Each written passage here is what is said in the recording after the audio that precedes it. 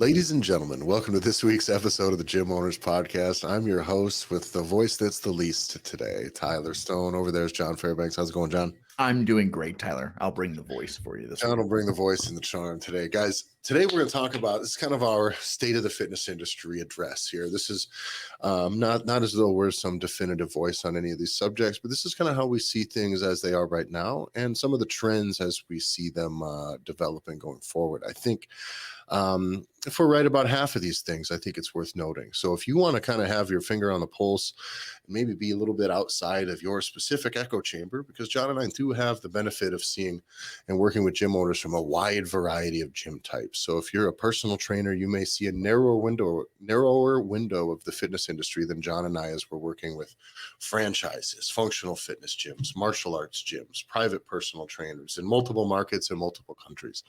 So this is how we see it. Getting in the business of predictions, I don't try to throw numbers at anything. I just see which direction things are moving. And I think these are all going to be super valuable for you to understand. This should give you a perspective of the larger scope of the industry and where some of the trends are going. So before we get started, John, can you tell them where to go? I can tell you exactly where to go, folks. So first, follow us at the Gym Owners Podcast on Instagram. You can also find everything that Tyler and I do over at thegymownersrevolution.com. And then also get into our Facebook group, Gym Owners Revolution. All the links and everything is in our description. You can find us. It's a community of global gym owners, coaches, personal trainers. We're all kind of have that mentality of the rising tide lifts all boats. You can find us there in that private community. It is there for you. If you are a shit-eating marketing guru that's had a Facebook account for all of 2 months, you will not be able to get in. So need not apply. You can follow me on Instagram at jbanksfl, and you can follow Tyler. You can follow me at Tyler F. and Stone. That's Tyler EFF Stoned. Thanks for the read, John. And if you don't do any of those things, I'm going to tell you where you can go. Fuck yourself. Guys, all right, let's get into it here. So where does the fitness industry sit is a question we kind of get asked a lot when people are wondering about what someone is, not from you. If you're growing as a fitnesser, as a person who then wants to start helping people, you already know your tool set and where you're going to take things, right? But when we start talking to people that are looking at investing in business on a larger scale, one of the questions I was asked is, where is this going? What is this going on? Is it freaking, what is it? Orange Theory? Is it F45? Is it CrossFit? Do we do the affiliate model? Should I do franchises? Like when people are looking at investing in the fitness industry, putting their money behind somebody, some system, something, that's where we get these questions from. And I'll tell you this, from what I've seen comparatively to the last 10 years that I've been involved in the fitness industry, give or take, and the last 20 years of my life as an adult, the thing that I see the most is the fitness industry right now is poised to grow across the board universally, because right now, more than it was, John, when you and I were in high school, when you and I were college age, yes. Do you think 20 years ago, 15 years ago, that the general consensus on fitness and exercise was that like everybody should have a gym membership and needs to work out? Is the awareness of that was a total miss? It even was for me when I was 19, 20, when I was done with college sports, it was not on my radar at all. Fitness and nutrition is going to grow exponentially over the course of the next decade because the awareness is there. Now, what's funny is that awareness is there. That awareness is fully intact in the United States of America, and yet the action that's being taken on it is poor. Yeah. But what that means is opportunity. That represents a pure opportunity that everybody knows they need to do this thing and it's time to do it. And either there's not the right fit for them. Maybe it hasn't been the right time. Maybe they haven't had time. They just haven't cooked in it long enough, cooked in the guilt, seen the poor outcomes long enough to know.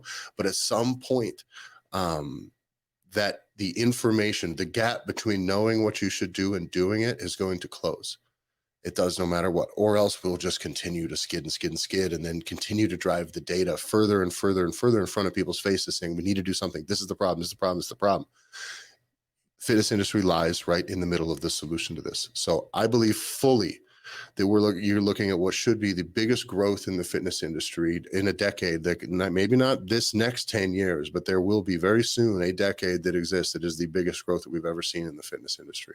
Well, you can see too, because the pandemic really changed a lot of things, right? It forced a leanness when it comes to who were people that kind of had one foot in, one foot out. I mean, how many gym owners do you and I know that use the pandemic as the ultimate excuse to just get the fuck out of the industry? I mean, it's what, conservatively 50% of the ones that closed were waiting for an excuse. It just seemed like they were just hoping. Yeah. Hoping for it. And then there's probably a frightening percentage of you, or you all know who, other gym owners that are so racked with debt from like government bullshit handout stuff from the pandemic that it may crush those gyms in the next 18 months. Yeah. But it doesn't change the fact of what you've just said, because if you really pay attention, who is growing? I mean, certainly in my area, and as I've started to pay attention, franchises are growing exponentially. Yeah. I'm talking like Planet Fitnesses, Anytime Fitnesses, any of these larger franchises, they're gobbling up the market. I'm seeing like new locations opening up all over the place of the larger players because of that void of smaller boutique spots that either got crushed or used the excuse of the pandemic to get the fuck out. And I do think the reason you're going to see a big push in franchises, at least in the immediate future, is because that model is an affordable, approachable model. That is an easy access model. And I think that's going to be the first easiest thing that's going to come down the pipe for people. It's like, oh, this is super easy. We can do this. Whether or not those are as effective as a higher value product or a more coached product, that really depends on the individual and their desire to carry that weight on their own. But I do think that the ease of access is the reason you're going to see those make a big push. But people that have disposable income, or people that have hopefully spent enough time in the fitness space working on it themselves, tried, failed, whatever, people will change from a standalone ease of access user to somebody who's like, I need some guidance. And I think that's where you're going to see a huge segment of growth in the industry, is in what I call the partially coached space, which means group fit people will not be fully coached. And I'm talking about this specific type of person. Obviously, group fitness, personal, all this stuff's going to exist. But I think you're going to see the partial growth of partially coached clients is going to grow a ton here, because someone's been going to a gym for a long time. They've been trying hard. They've been doing their best, but they realize quickly that they don't know. But because finally in 2023, the importance of fitness and nutrition and exercise and health has finally caught up to the gravity of the situation, these people go, oh, I can't just quit. It's not just about me doing versus quitting, because the outcomes of quitting are terrible. That will compel a person to go, okay, I need to learn more. I need to do more. I need to do something about this. And then what's going to happen? That person's going to hire a personal trainer. But you know what? That still is an exclusive service. Frankly, a personal trainer, you hiring a personal trainer from all of your fitness services costs more than a car payment for most people. Yeah. So that may be out of reach for a large segment of the population, and that's okay. For those of you personal trainers, I think you should be expensive. Your service is worth it. You just can't do business with people who can't afford you. Sorry, that's just the nature of it. So that's great. But you'll start to see a big growth, I think, in partially coached, kind of hybridized models, where you'll have somebody that goes to a gym, but maybe does group classes every once in a while at a different facility, just because they like it. It gives them something, they know that maybe one or two of their sessions are oriented in the right direction, and then they can take some things away. That's a way for them to empower themselves. They may hire a personal trainer once a week, or they may just do a 6-week bump with a personal trainer. Right. Okay, let me take a big chunk of this. This is a thing that I've been selling with my clients for a long time. I don't really want to work with people other than a select few indefinitely. It's got to be a really good partnership for me to want to work with someone indefinitely. So very often, all right, there's an 8-week program. I'm going to coach you the first 6 weeks of this. You're going to take this program. You're going to run with it. You're going to know fully how to do with this, and you're going to be empowered with knowledge and how to continue. And then you're on your own. And I think those models work really well. I think online services and things like this, that market's very convoluted, very diluted. I think it's very much just about branding and people who already have an audience. But I do think programming matters. I think programming is something that people will seek. I think the things like the Juggernaut app, I think is great. Some of those AI focused ones that aren't just a spreadsheet, they are definitely adaptable to your goals and your sessions week to week. I think technology will rise that up a little bit, but the idea of buying 8-week training program from some guy because he can bench press a lot, but that ship has sailed. That's only you can have, if you want to do that as a gym owner, I don't know what to tell you. Like you have to have a big audience that far surpasses your brick and mortar. And there's only a few brands that do that. And if you're not willing to do what it takes to build a global brand like that, or essentially an influencer brand, then that's not really going to be in the cards for you. And I think what you just described, all these partially coached models, I think that there's a double-edged sword. And I think there's a massive pro of everything you just described, which is because you're giving consumers the ability to be able to go from one place to the next and be able to scratch that itch, quote unquote, that maybe your one spot can't provide. But the real issue I think comes down to is if you all of a sudden get that shiny object syndrome, which you start hearing about maybe a new trend or a new thing or whatever, and then you cause yourself to become really spastic and you zigzag from one thing to the next, and you're really kind of herky jerky as far as like, well, spinning is really popular and Orange Theory is being really popular, so we need to be able to get this. And it's kind of that old adage where it's as soon as everyone else is doing it, you're too late. So as soon as you have this great idea because you see something happening, you're already late to whatever that trend is. So it's kind of like being sure to take the good with the bad, and kind of or take the good and leave the bad, which is like, hey, I really like this thing. The pandemic forced all this virtual stuff, right? Forced everything virtual, forced everybody to be, you had at-home workouts, wearable tech, buying equipment to have at home, like all those things became the only thing that a lot of us could do. The issue is that if you started to have success with that and you just said, well, I'm putting all my money on black and this is all we're doing, surprise, surprise, as soon as the world opens back up, what happens to all of that? It fucking takes a dive. And it takes a dive because there are tried and true methods that really are successful that people will always come back to. But it doesn't mean that online personal training doesn't hold strong inherent value. So the pieces that I always thought was the most valuable, anytime anyone ever talked about online personal training, was the accountability and the check-ins and like this higher level of service that was the only thing you could do. So you like just went hard in the paint to be able to provide this top-notch white glove treatment. Well, that shit, keep that.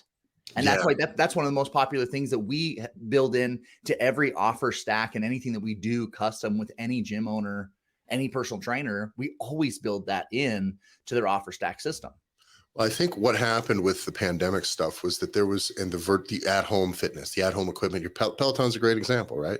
You went from a thing that had a nominal, like a base level of demand and a base level of supply, and it was needed to be expensive. It just wasn't going to work. And then everyone was locked in their houses, which meant the demand for this product went through the roof, which was great because then you needed that was able to drive an expensive product, right?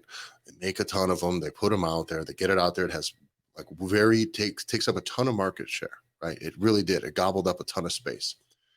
Then things open back up again. And I know plenty of people who've had great success exercising, getting general exercise off of Peloton. I know many who still use it to this day. But that shift from the supply and the demand all of a sudden stopped because once you didn't have to work out at home, that's not for everybody. So everybody who's compromising with that drops off, and then that's pretty much where you can see that trajectory of their sales just sinking and sinking and sinking. It doesn't mean those things are bad. It just means that they won't occupy the space that they did during the pandemic. It certainly won't. Now, I want to touch on something too, because we talked about the information regarding the importance of exercise is out there. It's out there now. Like everybody knows it's not short of a few things that are trying to get pushed on, whatever into the public space that that being obese is awesome. Like for the most part, everybody knows that it's not a good thing to be obese. It doesn't mean you're a terrible person, but they're like, it would be better for you and your health if you weren't. And let's be reasonable. Even if you're obese, it's better if you exercise, because then at least gives you some sort of upside to your health. So things are trending upwards. If you are obese and you're eating poorly and you're doing nothing fitness wise, I think it's pretty safe to say that we all know that that's not a good thing. And that some of those things, a few of those markers could use to be changed. I think that's pretty fucking reasonable. But that information's out there. What I've seen a ton. Now this is anecdotal. Obviously, I'm sure there actually is data on this, but I'm just seeing this anecdotally. Huge influx of kids. I'd say ages 15 to 25 in the gym, more than I've ever seen at any age, at any point in my life. Sure. Young kids, high school age kids. I see so many high school age kids, early college age kids that are working out, lifting more than anyone that I ever knew when I was that age, more than anyone that I saw even 5-6 years ago when I had my own gym, like way more. And I think that is going to be, I think just extremely that. One, you need to hip up your spot a little bit. A lot of gyms now are run by people who are has-been fitness people, which is okay. Hey, you got all the experience. That's great.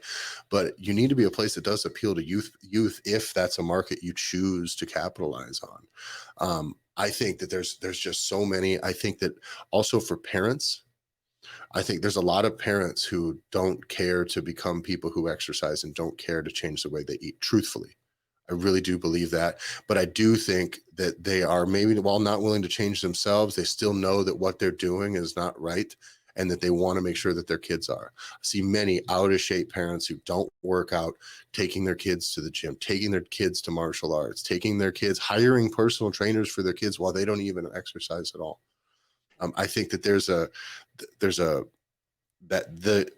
I believe fully that the generation right now that's between the ages of 5 and 25 is going to be infinitely more tuned into fitness, nutrition, and health than our generation was. Even, I mean, not even close. It's not even going to be close.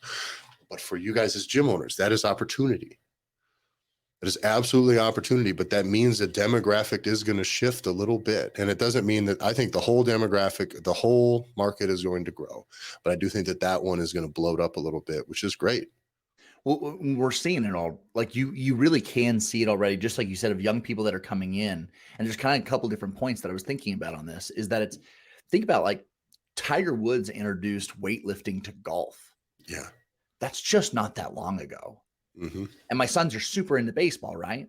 And there was an interview with a trainer that works with Major League Baseball players. She's like one of the head, which God bless her, right? She is the head strength trainer for like one of the baseball teams and for Major League team. And she was talking about, she goes, when we first came to the scene in 2013, none of our baseball players, professional baseball players, lifted weights in the off season. She goes, it was a major change for them. And she goes, and just fast forward to today, she goes, now the norm is that they are lifting a minimum of 2 times a week in season. They'll even lift the day of a game. Mm-hmm. And so just that, even on a professional athlete level of like what weightlifting and training and like those general things, like what that means. Yeah. So you take that even on the professional level. Did your dad work out? My dad was always a sportser. Really? He never really lifted weights. He never really did. He would kind of maybe occasionally he would run. So when he was young, or even when he was trying to get in shape, when he was in his 30s and 40s, he'd get back out and start putting on miles. That was what he did. Okay. So no way. And I am now the age of my dad, of when I remember being a kid, of being able to remember like, oh, my dad is 36. Like, I remember like, it was like, that was the age when I finally was like, oh, I know how old my dad is. Like, it was like kind of the first time. Dad's 36. Well, I'm 36. I cannot describe how much better shape I'm in than my dad was at my age. It's like, it is laughable, the difference. And so as these generations continue to go on, sure shit, what do my kids do? They all lift weights. They're all in, like, it becomes this thing. So just like you said, as this curve, it's coming for sure. Yeah. Like you have waves of generations of people where, Tyler, what does your son do? My kid lifts weights. He trains. He spends all day outside. He's plays sports all year round. It's it's totally, he asked me if he can go lift. Right. And I don't force it on him in a way where if he wants to go to the water park and then has soccer that day and doesn't want to lift, I don't give a shit if he lifts. Right. But there's days where, hey, can I go lift it? Yeah, let's go. You know, there's that's very easy. All he knows is he needs to do something physical every day. That's it. You got to be outside 5 to 8 hours a day, frankly, as far as I'm concerned. Yeah. And we're not alone. And so definitely it is this massive, just generational wave that's going to come where young people are going to have, where you still are going to have, I mean, don't get me wrong. The majority of the people in my city that are my age are not lifting weights and are not doing that. Yeah. But you do have young people that are. Like, it's a totally different dynamic. And it's not about, so people your age, my age, as they get older, they're going to seek fitness as a correction from what they've lived forever. Right? It's like, shit, what have I become? I need to get in better shape. And that's fine. Frankly, that's most of what I coach, except for youth, right? It's like, okay, we're going to weight loss. We're going to get you in shape, get you back in shape, do whatever we got to do. Let's mitigate some of this damage. But for youth and younger people, this whole younger generation, it is about not becoming that.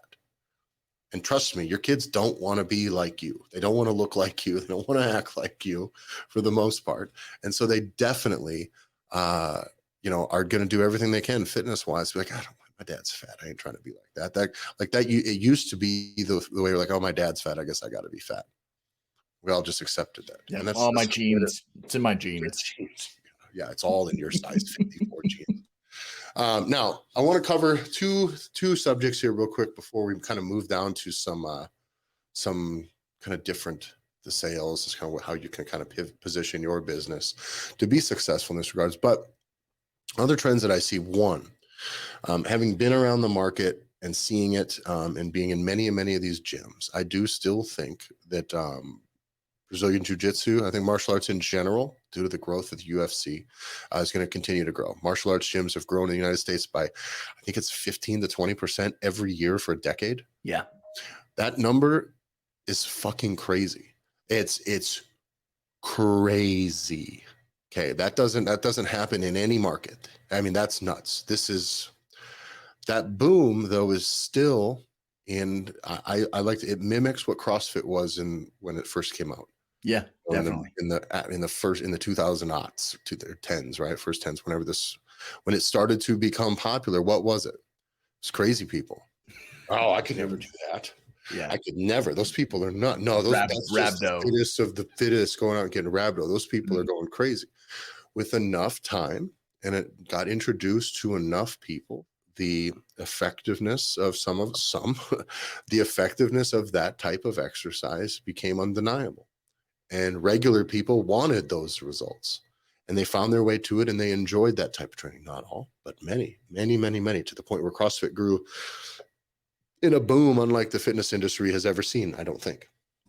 Well, yeah, once it hits ESPN, right? Like, you know what I mean? You're not a sport. I mean, up to that point, right? Like, ESPN is fucking sports. That's what it is. And we're ignoring like the Ocho, right? Yeah. Like but it's like CrossFit, once it shows up on mainstream sports network, is like, oh, we're going to watch the games. I mean, I remember it was totally different. Now, that is going to happen, is happening at the moment right now with jiu-jitsu specifically, but I still think that truly striking, boxing, kickboxing, I think the model probably needs to either be jiu-jitsu or all of those things, depending on your market, ideally. But I do believe that this is almost verbatim the trajectory, or I think it is almost going to be an identical trajectory to what CrossFit experienced when it was first blown up. You have people who are kind of doing it, who are starting gyms because why? I need a place to do it. I need these are people with passion for the product. And then they're like, okay, well, I go to gym, and they open a little independent gym, and they're bootstrapping it. It's exactly what CrossFit gyms were like in the beginning. So many of these gyms were tiny little startups. You'd hear this whisper, and people around there like, oh, those people are crazy. They're crazy people. You see those people at the pool, and they're fucking jacked. What the fuck? Okay. And so that just keeps going and going and going. Jiu-jitsu and striking specifically, but jiu-jitsu in the UFC now continues to prove itself to be very effective, continues to be interesting to normal people who make it over. Not all. It's not going to be for everybody having some heavy person sweating in your mouth, but like it still is going to be a thing that is, I think that trajectory is going to be nearly identical. It's going to continue to grow. It's going to be a huge opportunity for those gyms to be more professional, to market and sell better, and you can own your market, because again, you either need to be first to the party or you need to be best dressed, ideally both. And when you do that, you're going to own your market completely. If you've been in your market for 2 years and you're doing it better and you have any reputation, and someone new pops in and you're the second or third person, no fucking way. They got a lot of catching up to do. There's no word of mouth about you. And so I really, really believe, for people that are listening to this that are in the martial arts space, that like, you hang in there. If it's tough now because you're doing it and you're figuring it out, there will be a big groundswell around you and it will get easier, but you need to be prepared. You really need to be prepared to sell. You need to have your ducks in a row. You need to start figuring out staffing right now, because almost all of them, when you start in a small market, you have a staffing problem. Where we're at here, even with this one here, it's like you got one person who can coach, maybe two. And then what? How do you scale up from there? Is you're just going to break the owner. If it's owner, operator, coach, business manager, all in one package, you're fucked. So start solving those problems now. Yeah, because the owner's probably still rolling. Oh yeah. Like competitively, right? Like not only rolling for every class, every individual, kids, youth, every single thing, but also is probably still competing, especially if they don't have their black belt yet. Yeah, and that's one of the bigger things. Of course, you obviously have to do all those things to level up your athletic career, but not understanding the difference between your skill set and your career as an athlete. And while there's some overlap, it still is almost completely unrelated to your skills, not necessarily skill set, but your success as a coach, and is truly unrelated to your ability to sell, market, and operate your business as a business owner. So you need to differentiate those things, whether it's in whatever your sport is, right? There's a reason there's not a lot of player coaches, managers in the NBA. Could you imagine? Because fuck off, guys. You know what I mean? At some point, you do got to step away from one thing for a little bit and focus on one until it's in place. So you got to bounce back and forth. And if you think you're going to own your own gym and be a world champion competitor, probably wrong. You better have other coaches. You better have other coaches. By the way, you better just own your gym then, via like from a purely a silent partner standpoint, because you're going to eat shit. I want to touch on the idea of the groundswell that's coming, that is happening in real time for like BJJ and MMA. It is the people that are already in the forefront, like the disciples that are pushing this idea. I think there's a lot, especially from a marketing standpoint, there's a lot that can be leveraged to where it doesn't just have to be pot smoking, conspiracy theory, street fighters. You know what I mean? It's like, yeah, that is a branch, but you have like, take Jocko, right? Jocko, his combination of, especially for here in the States, pro-America, pro-military. Like if I'm marketing, especially because I'm here in the South, like, come on. Like if I want to be able to, absolutely, like it's for your first responders, military, pro-American population, it is so much easier to get people to come into the MMA and BJJ space off of the shoulders of these people that are like, what do all of our special forces do? What do these people do? And how can we then leverage that to bring in ordinary people? Because regular people that are of that branch of the thread of that part of the society, they know who Jocko is. And the reality is he continues to excel the same way Rogan. Yeah. Right. Is Joe Rogan talking about CrossFit every week? No, he's not. So and this is the thing, I think, as far as like going out there and pilfering content, literally, you want quotes, you want to take clips from stuff, use a generic, like you see how many people take clips from Rogan and put it on whatever. There's channels dedicated to not giving him any money, just taking clips from his show. Okay, take any clip of Joe Rogan talking about jujitsu, if you're a jujitsu gym or striking or Muay Thai, whatever it is that you do, you now have some extremely, what's the word? highly validated, high social validation content where it's like, holy shit, on the biggest platform in the world, this person talking to this other person says, yeah, this shit's legit and it's real and you should do it. And here's why. And like, Mhm. let him speak for you so you don't have to. That A- combined with many other obviously marketing strategies works yeah. great, but you have the validation is already out there for you. And it was a thing that I think um is better now than it was for CrossFit during about the time I opened my CrossFit affiliate. But I Absolutely. was getting tons of free brand visibility because we were a CrossFit affiliate. The name. CrossFit was a big name and it was coming up and it was popping up on ESPN. But there was also some negatives associated with it that I was always having to diffuse. And so, yeah, I think you're absolutely right. Is you have all of this external validation to your training methodology, use it. It's very easy to appeal to somebody else's authority in that regard. And I cannot tell you how much I've enjoyed interacting with gym owners that have a functional fitness based gym. My favorite is 24-hour access, Yes. where functional fitness in combination with a 24 access facility that also has mats. Yes. There's not a lot of them, but there's more than I thought that there would be, because I've been doing some heavy like market research, interacting with gym owners, and I find these spots around the country and I've been interacting with these owners, and it's super awesome listening to like, how does this start? Like, hey, how do you start this? Like, how did you start? And it's like, well, I had the spot and then I had a friend or I had somebody that came in and they needed a space. Someone just wants to coach. That's And you it. know what? Maybe when they start, it's just a couple days a week, but now it's folded into your system. I think it's great. More useful than a yoga class for a CrossFit gym that I see. Everybody tries to do it. None of them do it well. None of them make any money on it. Yeah, the only equivalent, Like, literally.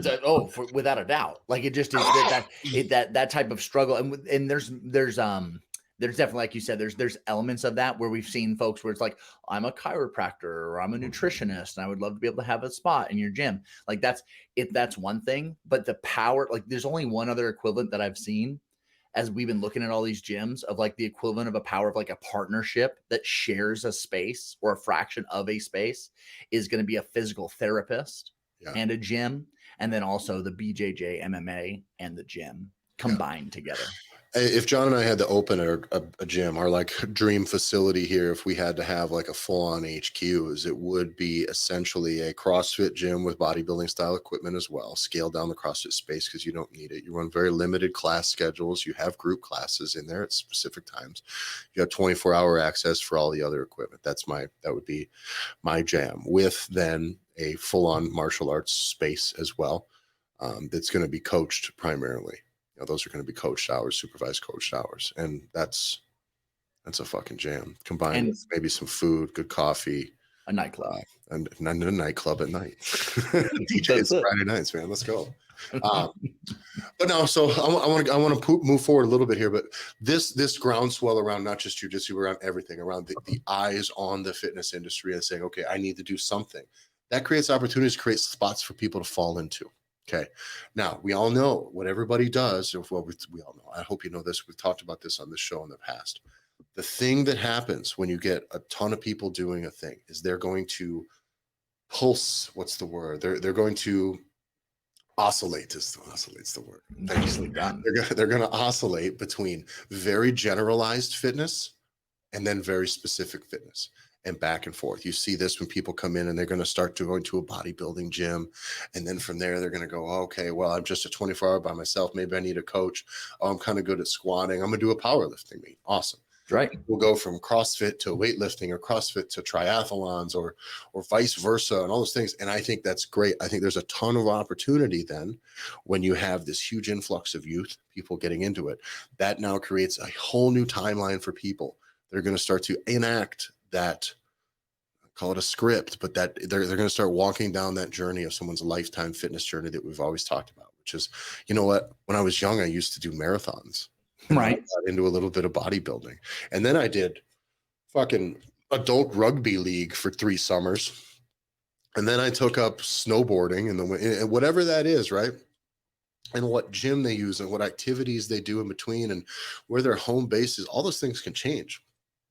But just know that if your gym has the ability to kind of serve one of those needs, the potential is there to grow. Don't get, like we talked about earlier, shiny object syndrome and just rebrand and reach and chase everything. You can't be everything to everybody. Yeah. But know that there's going to be a lot more to go around. And I think there will be a lot more seeking general fitness. And due to that, it'll be a slight delay, but you're going to find a lot more of those people are going to start to pursue a more specific kind of fitness as well, more specific type of training. They'll have more specific goals, more niche down goals.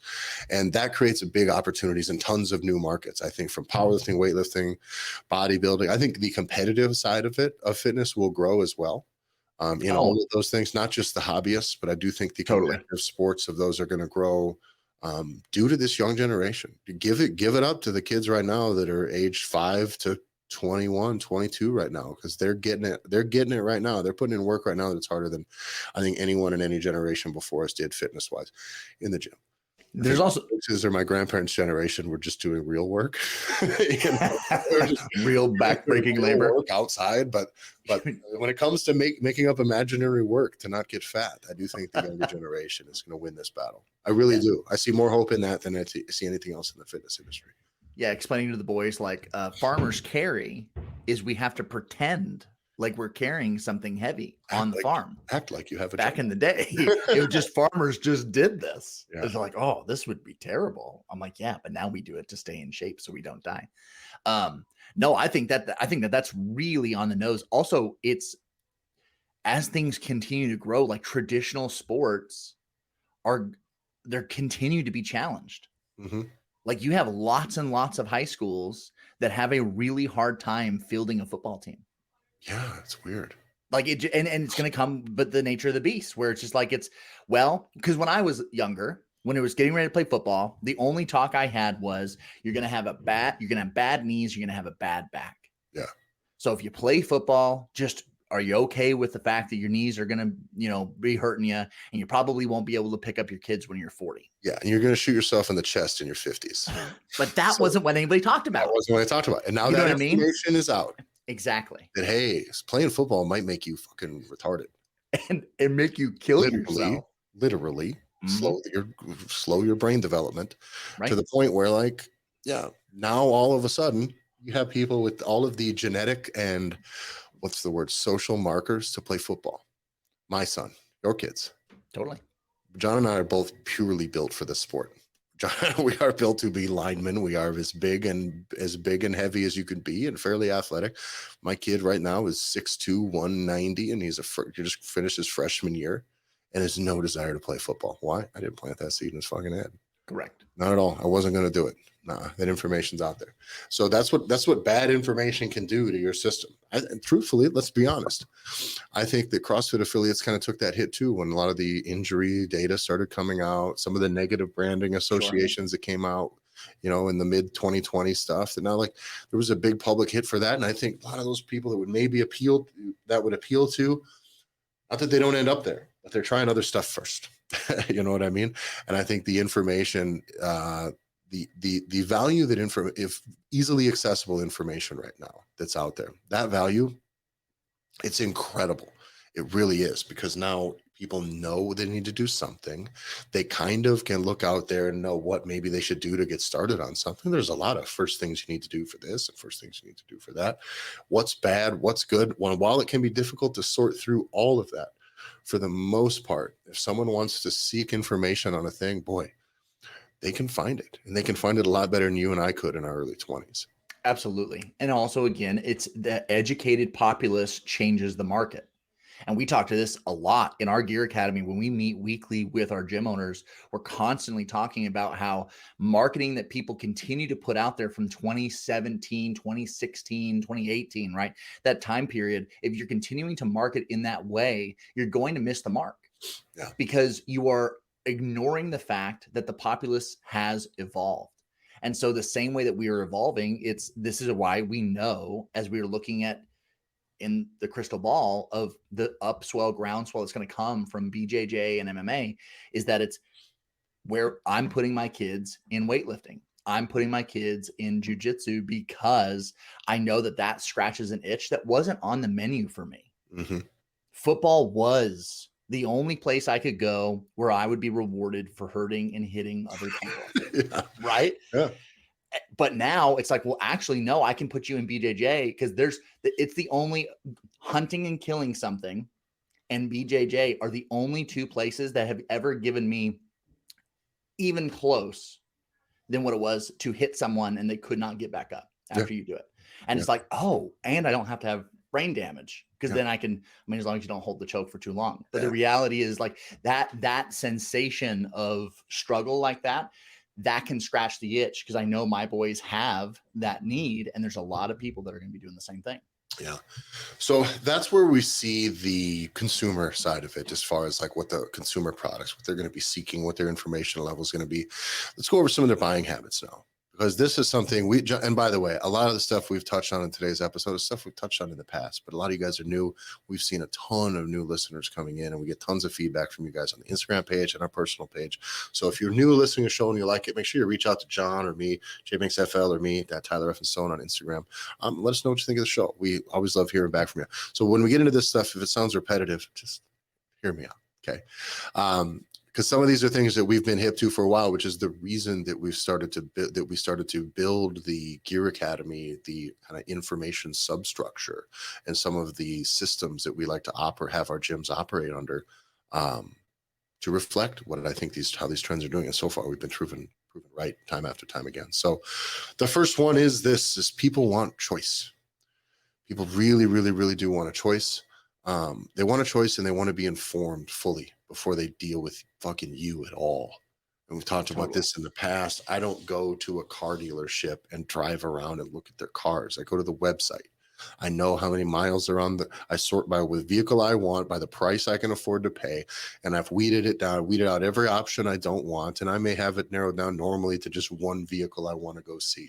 I'm not interested in anything else or anything else you have to say or any of that stuff. Now, if I had to go out there and go through that whole process with another person, that would be very frustrating to me. And while I understand that is for some people, love getting out there and just talking to people and glorious, but that is not the trend. Okay. There's a reason VR headsets, Apple had their big launch. There's a whole bunch of stuff that's going on out there that, trust me, guys, people aren't looking to fucking get like more contact with strangers.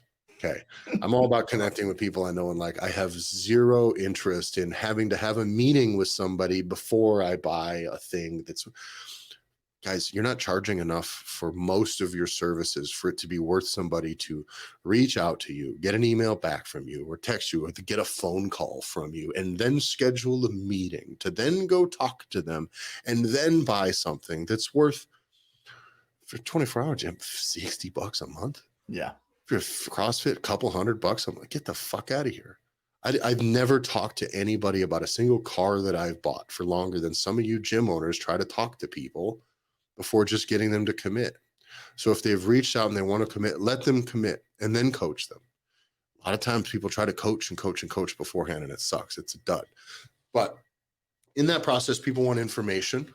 They want to be fully informed. This is why I believe it's okay to let your prices out there. Just make sure that you give them a choice. And in that choice, I'll run through this exact same thing we talked to one of our gear, because we run in the Gear Academy, we have our people, they run a full offer set. It's very customizable, right? So like if you come in, depending on what your services offer, what services your gym offers, you can get, there's many options in each, kind of level of what you're doing. So if I come in and I'm looking just for 24-hour access, perfect. Well, there's your 24-hour access page, and there's a few upsell options. You're looking for nutrition coaching, you're looking for this, you're looking for that. Do you want to talk about supplements? You want to commit for 12 weeks at a time, or do you want to pay monthly? Just whatever, a basic offer stack where it's stacked up and lets them fit their buying habits and their needs. That's perfect. That falls in right there. If someone comes in and they want private personal training, or they want group fitness, right? So when someone calls and says, what are your rates? Someone messages us, what's it cost to join your gym? You don't send them everything. Don't send them all of this laundry list of stuff. It's going to be confusing. You just say, perfect. Yeah, we have a bunch of different services. What are you looking for? You looking for group fitness, one-on-one personal training, semi-private stuff, or just 24-hour access? Obviously, your gym may not have all those things, but many do. And they say, oh, just 24-hour access. Okay, perfect. Then you send them that offer sheet. But what you've done is you've narrowed it down to where they're not going to misrepresent your pricing out there to the rest of the world. They don't see everything that you do, so your competitors can't shape everything that they do after you. And if they are, you're winning, so who gives a shit? And two, it gives them a chance to make a fully informed decision. So you can follow up and say, one of those options work for you, or what do you want to go ahead with one of those options? No response.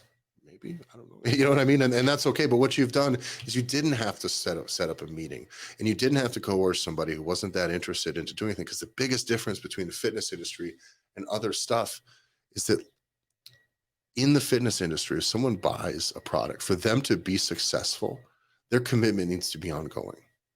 It needs to be continual. Their investment in themselves and the process. It's not just money up front. That is a part of it. It is money. But there's also effort, consistency, and time that need to be layered into that as well. And if you just wrestle the money out of them by being slick or being like inspiring in the moment, and then they feel abandoned and they don't do, your product still doesn't work. Therefore, your reputation will fail, and eventually your system will fail. People will not buy. Okay. So I think that those types of like, let's just get me in the room, I'm a closer, being fucking some super skilled closer is not as important in the fitness industry as it is in other things. Okay. I think you're better off being really good at getting the information, get person's, get their goals out of them. Okay. Align their goals and their wants with the products that you have that can help get them there. And then get all of the information that they need in front of them in easy to digest way. Then say, which one of these do you choose? From there, you're set. You're totally set. And I think that learning to close those sales without a meeting is the thing. It's not the only thing, but like if you can essentially close a sale without having to get somebody to come in person. By the way, any person that wants to meet with you in person, you let them absolutely. But just know that most people don't.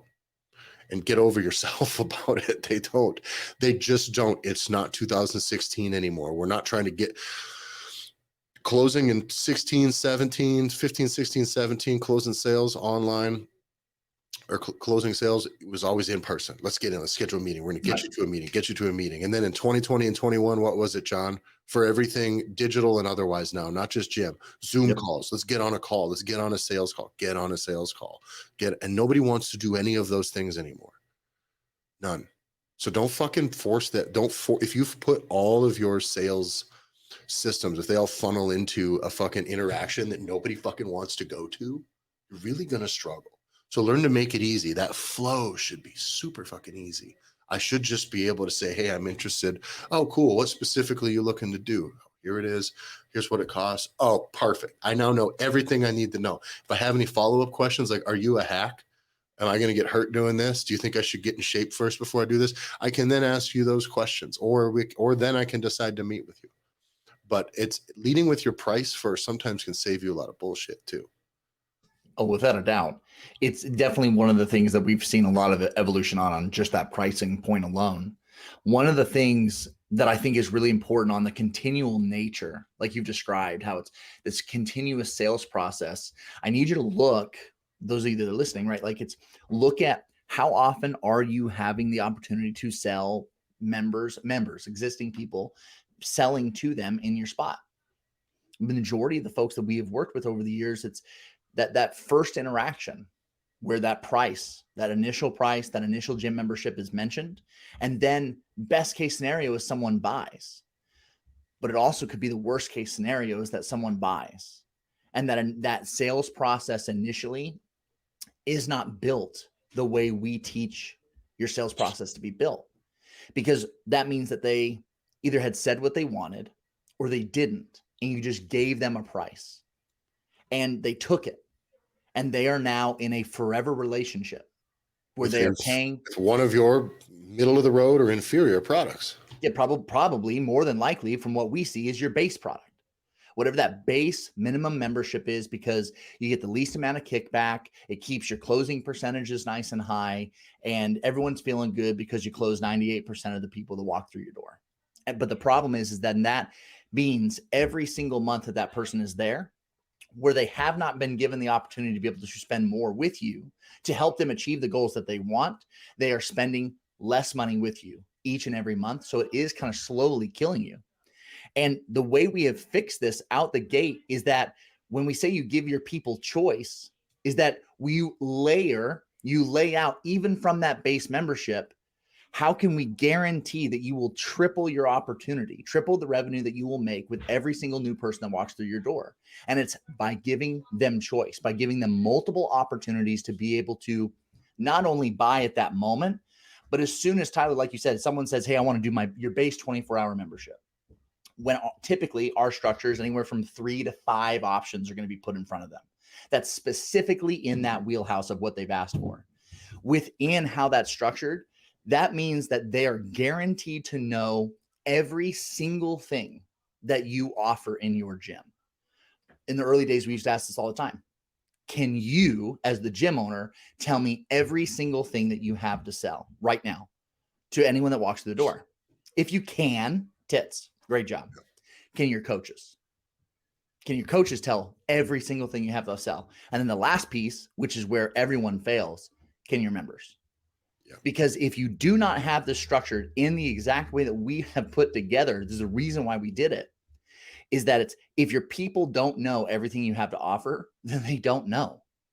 And you are losing money. You're losing that opportunity. So that continual nature of this beast, you can get way out ahead of running into any issues by structuring this the right way, guaranteeing that everybody knows exactly what you have to offer at all times.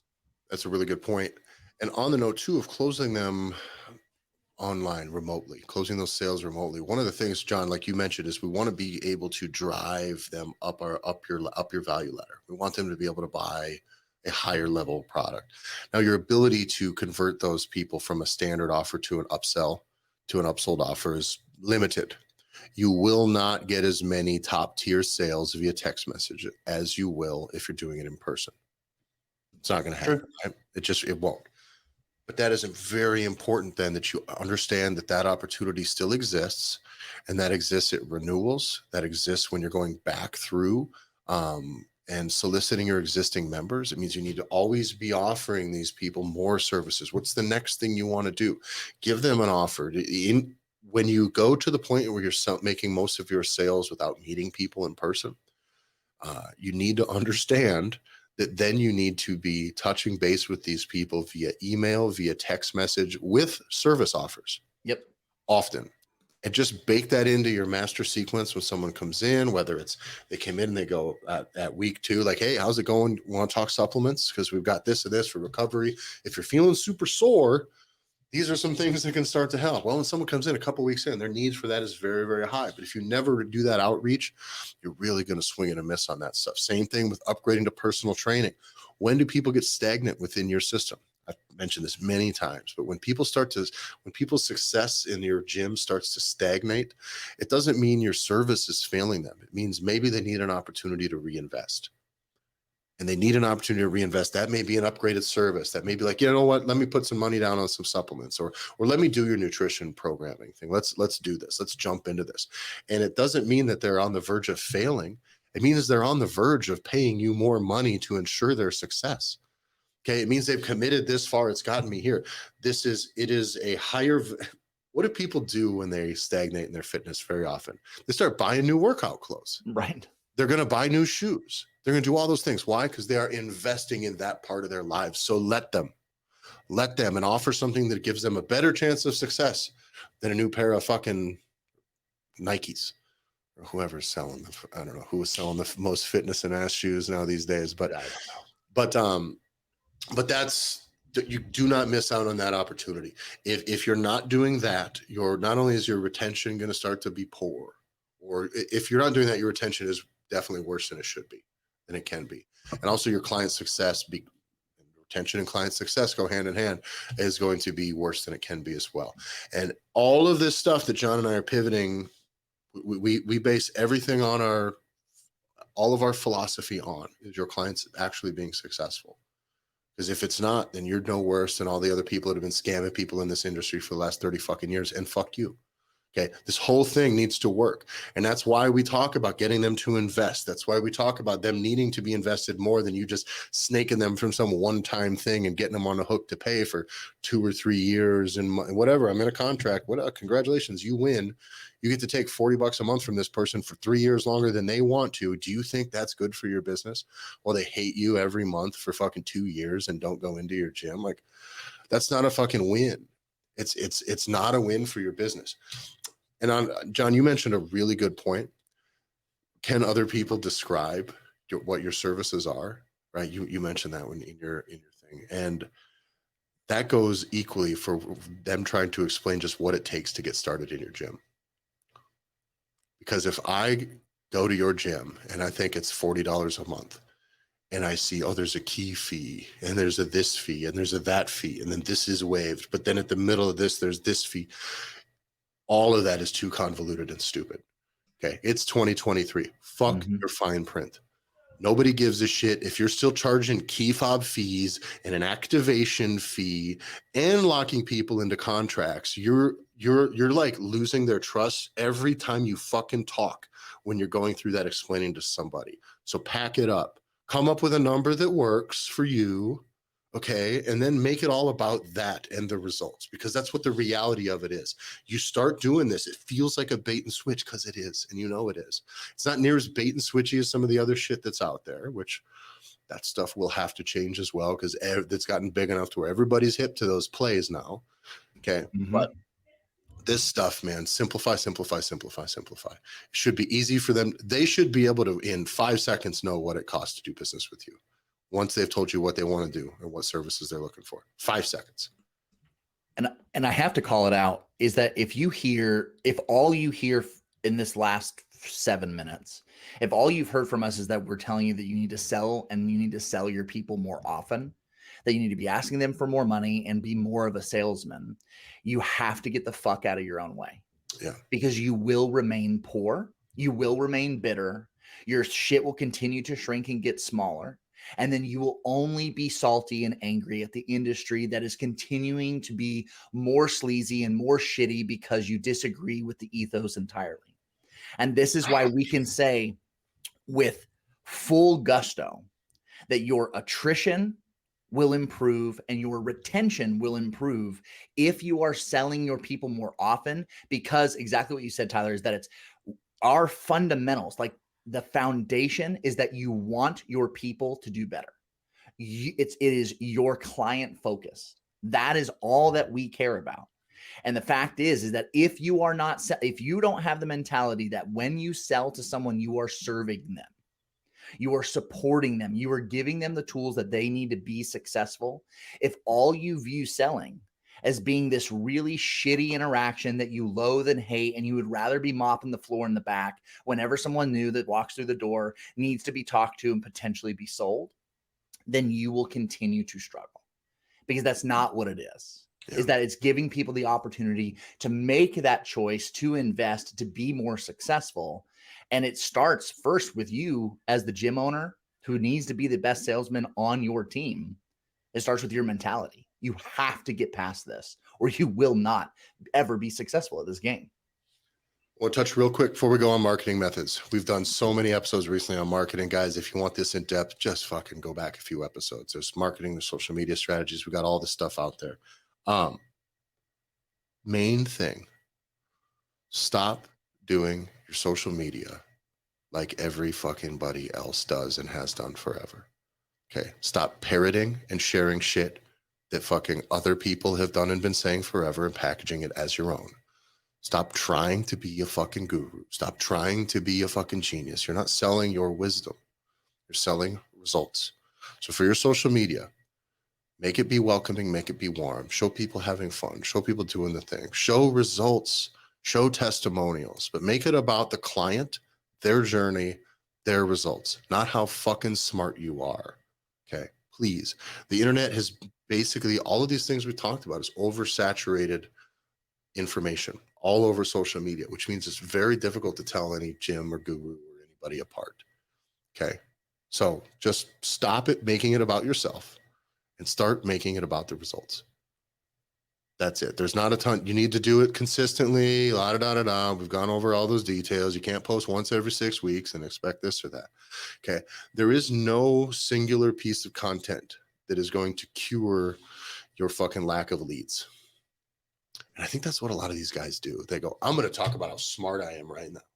I'm going to go, let's go. That's this and this and that. And this is why this and all this shit about fitness. This is why this fitness is wrong and this type is right. And don't do this exercise, do this exercise. Or this muscle means this is all stupid shit out there that doesn't mean anything to someone who's thinking about joining a gym. It's only you pulling your fucking pud for the world to see on fucking social media. So stop. Just stop. Okay. Make it about what your goddamn business is about, which is helping people. And if it's not, oh, fuck off. I hope you sink. You know what I mean? Because if your business is not actually about getting results and helping people, then fuck off. You're listening to the wrong show. That's all I have to say about that. That's it. Be better. That's all. Be better. Who are you selling to? Why don't you talk to them? Start with that. But today we're talking to you. Beautiful motherfuckers. So, guys, follow the show at the Gym Owners Podcast on Instagram. Go to gymownersrevolution.com. Do we have gearacademy.com too? We probably do. I don't know. It's links are in the description too. John, we own a lot of URLs. I bought a lot of URLs. John bought a lot of URLs. So I don't fucking know what all we own and what we don't own, but most of them are in the description of the show. You follow me at Tyler F. and Stone on Instagram, and John. You can follow me on Instagram at jbanksfl. I don't know. What's your homework for today? Can we send them off a little homework? Yeah, I would. Shit for homework. I got it. Figure out what you're going to do to start to appeal to people aged 16 to 24. Yeah. Right now. What are you going to do to make your place? And by the way, if your place isn't for them, that's totally okay too. Right. That's totally fine. But for you, that if you're looking you want to survive another 10 years, those are people who got 10 years of training. They definitely do. And they're in it to win it. They're in it early on. There's a fire that's been lit. You need to keep it lit. What are you going to do to attract them? It doesn't need to be anything really specific to them necessarily, but like, how do you make sure that your gym is going to work for a younger generation now? You're going to have a bunch of 40-year-old coaches like me running around there just hoping we can stay jacked long enough to make it work. Are you going to get younger coaches and get younger staff? Are you going to market? You're going to have events. You're going to have social events. How are you going to do this? How are you going to appeal to them? Because there's a lot of them and they're all looking for a place to train. None of them are very married to anywhere that they're training right now either.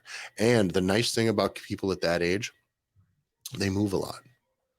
Which means if you're it sucks if you got them in your gym, but it's not like people that are like 35, 40 years old who have a gym and they've been training in it for 8 years and they're not going anywhere. Yeah, unless they're unhappy, right? They're not going to move. These kids they go from college. They want to know the spot. It should be real quick in their head where they want to train. How do you be the place that they want to train?